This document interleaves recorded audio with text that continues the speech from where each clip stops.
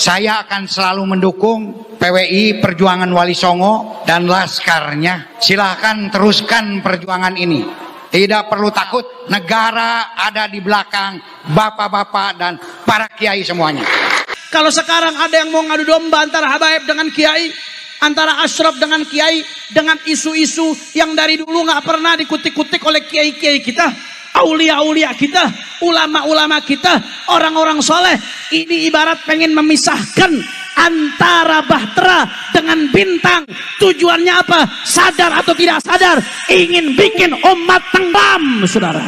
Buktinya apa? Kalau negara tidak mendukung, tidak mungkin Pak Dan Ramia hadir, tidak mungkin Pak Kapolsek hadir, tidak mungkin Bapak Camat hadir. Ini artinya gerakan kita. Saya akan selalu mendukung PWI Perjuangan Wali Songo dan laskarnya. Silahkan teruskan perjuangan ini. Tidak perlu takut, negara ada di belakang bapak-bapak dan para umat Islam. Ayo rame-rame bangkit lawan. Jangan sampai dibentur-benturkan. Kita sekarang ini sedang dibenturkan dengan NU. Padahal justru PWI adalah sebagai penguat NU. Orang nasabnya sudah jelas kok dinafikan. Ini bisa ditodok kodaf orang ini. Menuduh orang berzina. Persahabatan sangat baik, bahkan saling menjadi guru dan murid. Tapi sekarang malah dipecah belah, dimusuhi, dibuat kegaduhan-kegaduhan dengan hujah-hujah sabsatohnya atau hujah-hujah kormatohnya. Saya nggak perlu bahas panjang lebar lah, udah bagi saya udah selesai urusan ilmiah. Di Banten ditantang debat kabur, di Jakarta kabur, itu di Simnuk udah selesai. Bagi saya udah nggak penting urusan ilmiah, tapi saudara, nggak penting saudara. Tapi yang terpenting ibadah Allah, ini bagi saya, ini bukan soal urusan ilmiah. Ini adu domba tanpa disadari antara habaib dan kiai. Ini adalah urusan kebencian, ini adalah urusan kedengkian, ini adalah urusan hasad. Ini ada backing di balik ini yang pengen ngadu domba umat Islam, saudara. Dan karena PWI pun juga sama, yaitu salah satu visi misinya itu untuk memerangi intoleransi, untuk memerangi radikalisme, untuk memerangi penjajahan secara ideologis, maka saya siap berada di belakang PWI. Saya akan selalu mendukung PWI Perjuangan Wali Songo dan laskarnya. Silahkan teruskan perjuangan ini. Tidak perlu takut, negara ada di belakang bapak-bapak dan para. Mereka bilang, kiai, kenapa jadi budak orang Arab? Nah kalau nasab sudah nyambung ratusan tahun, tiba-tiba dibohongkan, dianggap palsu dan sebagainya. Ini qadzaf, menuduh orang berbuat zina. Siap bela habaib, yakin, betul, siap bersama habaib, takbir. Kalau ada ngadu domba umat, biarkan atau lawan, biarkan atau usir, takbir. Karena sekarang sudah ada politisasi agama. Apalagi di sini kita lihat adanya satu kelompok, satu golongan yang merasa paling tinggi, yang merasa paling suci, sehingga bangsa kita, bangsa Indonesia sebagai yang berdaulat di negaranya sendiri dianggap lebih rendah. Ini muncul sekarang hujah-hujah yang semacam ini. Kaya bener. Khayalan wahmiyat semua yang disampaikan. Diwolak-walik kiai semuanya. Kalau sekarang ada yang mau ngadu domba antara habaib dengan kiai, antara asyraf dengan kiai, dengan isu-isu yang dari dulu nggak pernah dikutik-kutik oleh kiai-kiai kita, aulia-aulia kita, ulama-ulama kita, orang-orang soleh, ini ibarat pengen memisahkan antara bahtera dengan bintang. Kebenaran dielekno elem. Kebenaran yang sudah bertahan zaman Syekhana Khalil, zaman Mbah Hasyim Asy'ari, zaman para muassis mas yang lain, itu tidak ada masalah. Mboten nonton masalah, sekarang dimermasalahkan. Ngaku nih memperjuangkan, membela Mbah Hasyim, membela Syekhana Khalil. Ini gitu. Mereka bilang, kiai, kenapa jadi budak orang Arab? Nah kalau nasab sudah nyambung ratusan tahun, tiba-tiba dibohongkan, dianggap.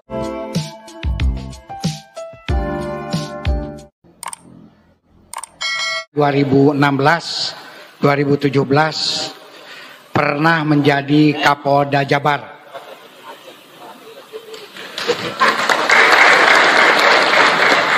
Asalnya saya Kapolda Sulsel. Kenapa saya dipindahkan ke Jabar? Saat itu saya diminta langsung oleh Bapak Presiden Jokowi, dipanggil, Pak Kapolda, Pak Anton, Bapak mau saya pindahkan. Siap, kemana Bapak Presiden? Ke Jawa Barat, kampung halaman. Dengan satu tugas. Tugasnya apa?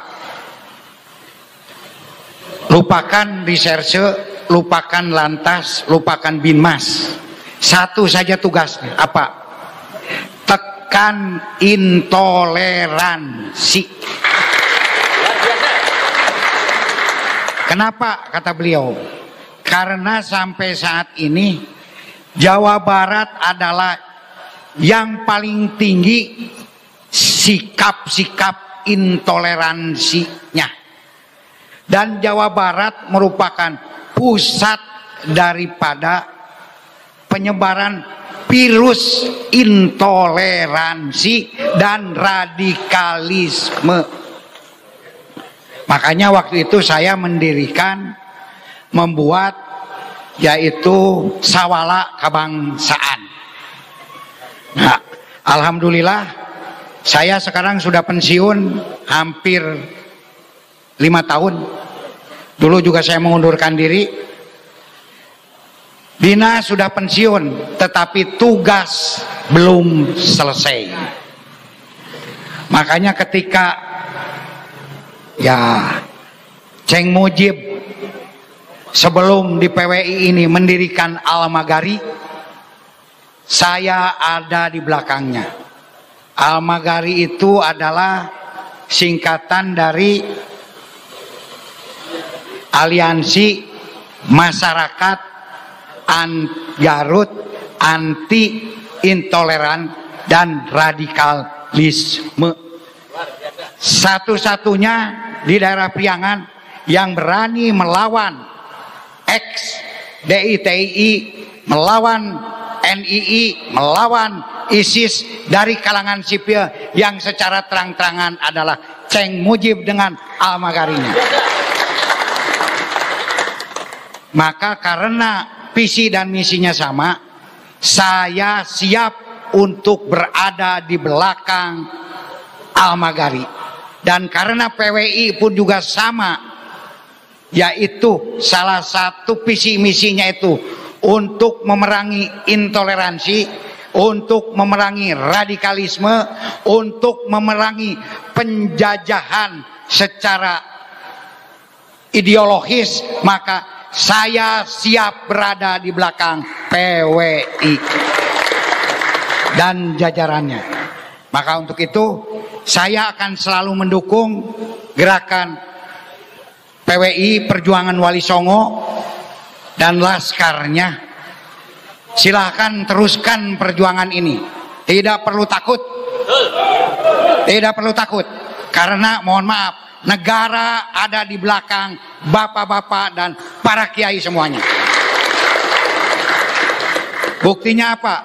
Kalau negara tidak mendukung, tidak mungkin Pak Dan Ramya hadir, tidak mungkin Pak Kapolsek hadir, tidak mungkin Bapak Camat hadir.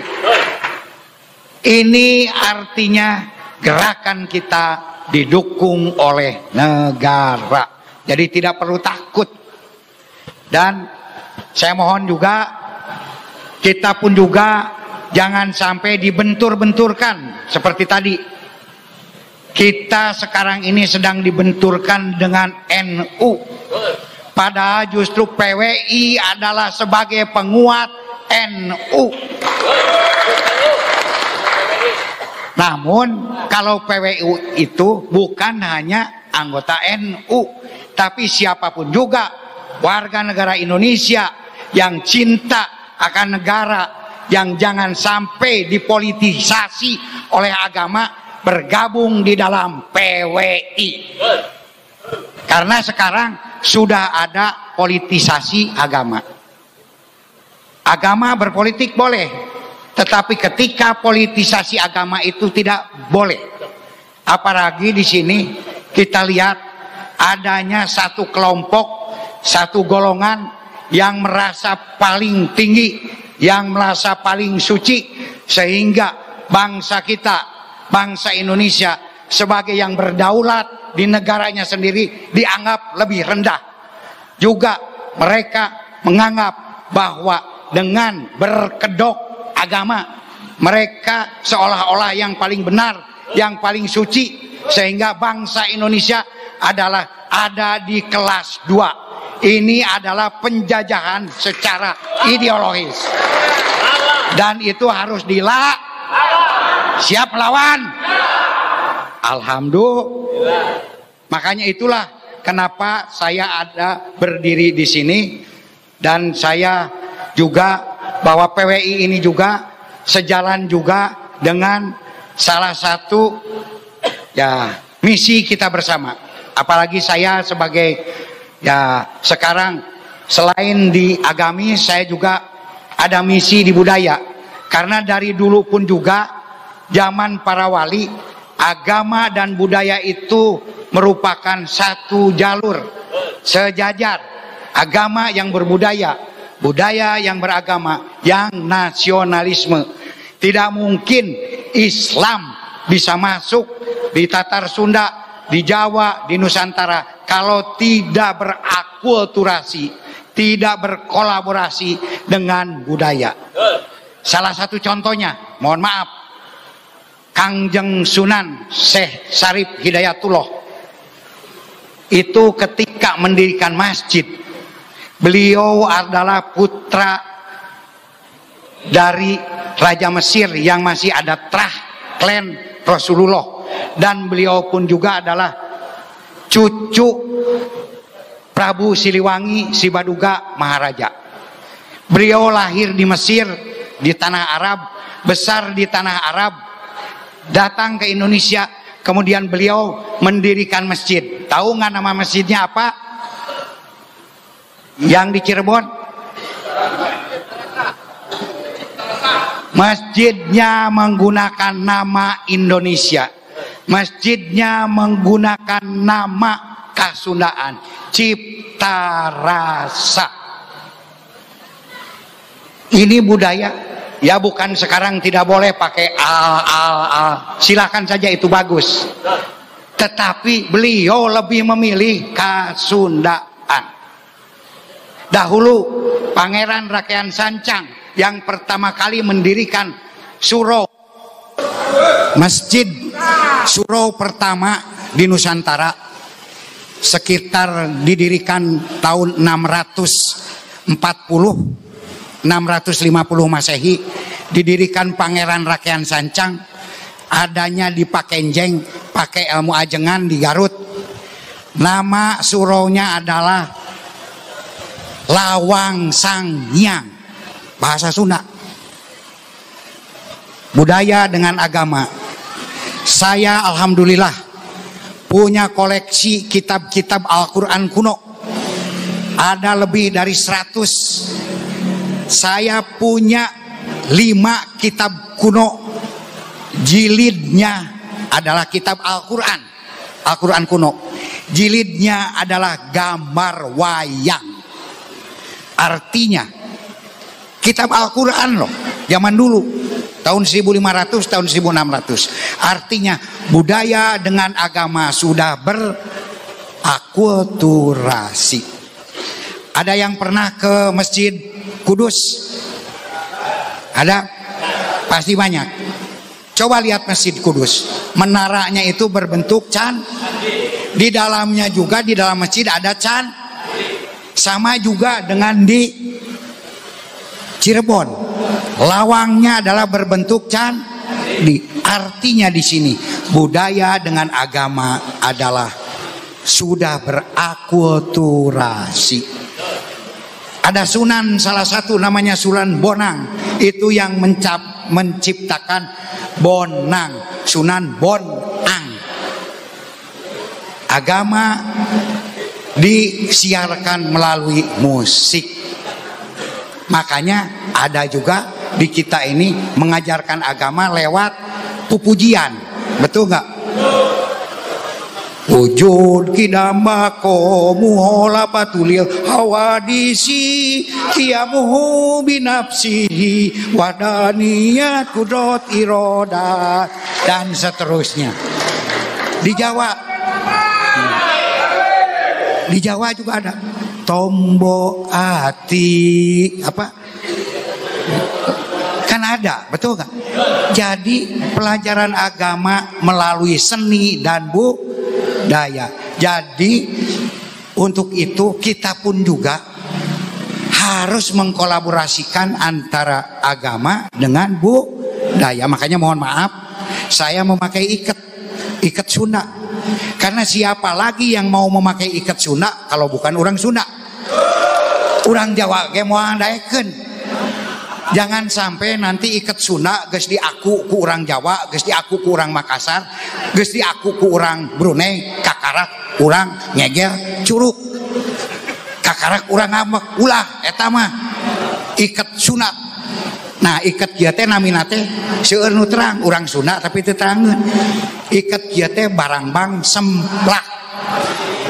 Nu kieu teh. Kunaon pribados ngangge ikat supados tiasa saiket. Kumargi ikat ieu teh hiji penyembuhan penyakit oke supados tiasa naon teh nyembuhkeun penyakit anu leuwih hebat ti badan Covid. Nah eta naon penyakit nu pang bahaya-bahayanya anu ayeuna sering digunakan ku adiguna sering menyerang para ulama-ulama atau para habib-habib yang merasa lebih tinggi. Nah itu terkena penyakit itu. Kumargi pribados ngangge iket ieu. Iket teh naon? Kanggo ngiket kepala supados pribados henteu gede hulu.